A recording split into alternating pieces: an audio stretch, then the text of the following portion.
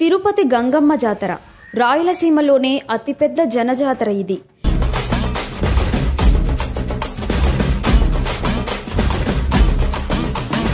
వింత ఆచారాలు, విచిత్ర వేషధారణలతో వారం రోజుల పాటు సాగే ఈ జాతరలో అనేక ప్రత్యేకతలు ఉన్నాయి.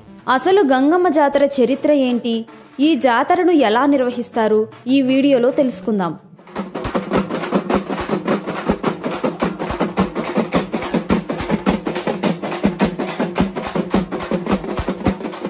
తాతయ్యగుంట గంగమ్మ తిరుపతి గ్రామదేవత.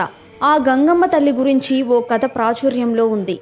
తిరుపతిని పాలెగాళ్లు పరిపాలించే కాలంలో ఒక పాలెగాడు తన రాజ్యంలోని యువతులను అత్యాచారం చేసేవాడని, కొత్తగా పెళ్లైన వధువులంతా మొదటి రాత్రి తనతో గడపాలని ఆంక్షలు విధించాడని చెబుతారు. దాంతో ఆ పాలెగాడిని అంతం చేసేందుకు తిరుపతికి 2 కిలోమీటర్ల దూరంలోని అవిలాల గ్రామంలో కైకాల కులంలో గంగమ్మ జన్మించిందని భక్తుల నమ్మకం. యుక్త వయసుకు వచ్చిన గంగమ్మపై కూడా కన్నేసిన పాలెగాడు ఈమెపై అత్యాచారానికి ప్రయత్నించడంతో గంగమ్మ విశ్వరూపం చూపించిందట. ఆమె తనను వధించడానికి అవతరించిన శక్తి అని తెలుసుకున్న పాలెగాడు పారిపోయి దాక్కున్నాడట. తరువాత గంగమ్మ పాలెగాడిని వెతుకుతూ రకరకాల మారువేషాలు ధరించి 3 రోజుల పాటు గాలించిందట. మొదటి రోజు బైరాగి వేషం, రెండో రోజు బండ వేషం, 3వ రోజు తోటి వేషాలు వేసిందట. అయినప్పటికీ పాలెగాడు కనిపించకపోవడంతో 4వ రోజు దొరవేషం వేసిందట. తన ప్రభువైన దొర వచ్చాడనుకున్న పాలెగాడు బయటకు రావడంతో గంగమ్మ అతడిని వధించిందట.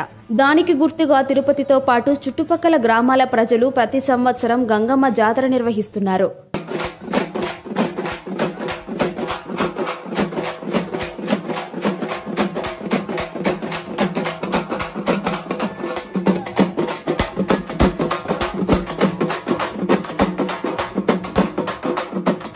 తమిళ సాంప్రదాయం ప్రకారం ప్రతి ఏటా చిత్రీ నెల చివరి మంగళవారం చాటింపు జరుగుతుంది.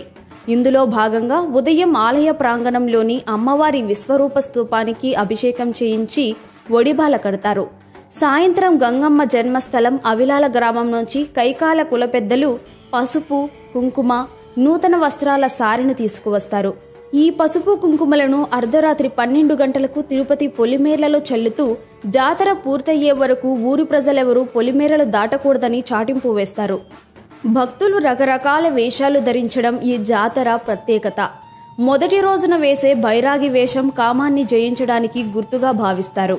రెండో రోజు బండ వేషాన్ని మనిషి కష్టనష్టాలకు వెనుకాడకుండా బండలా ఉండాలనే సత్యాన్ని చాటుతుందని నమ్ముతారు.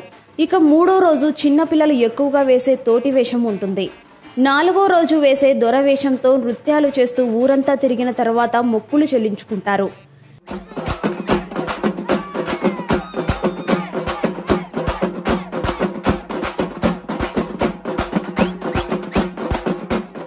నాలుగో రోజున పాలెగాడిని సంహరించిన గంగమ్మ 5వ రోజున మాతంగి రూపం ధరించి పాలెగాడి ఇంటికి వెళ్లి దుఃఖంలో ఉన్న ఆయన భార్యను ఓదారుస్తుందట.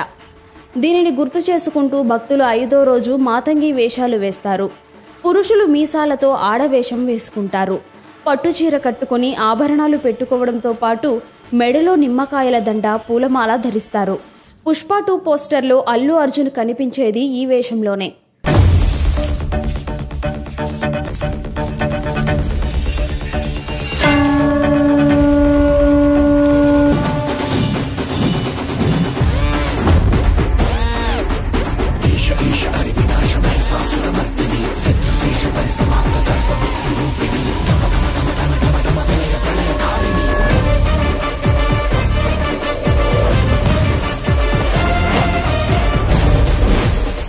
ఇక 6వ రోజు సున్నపు కుండల వేషం వేస్తారు.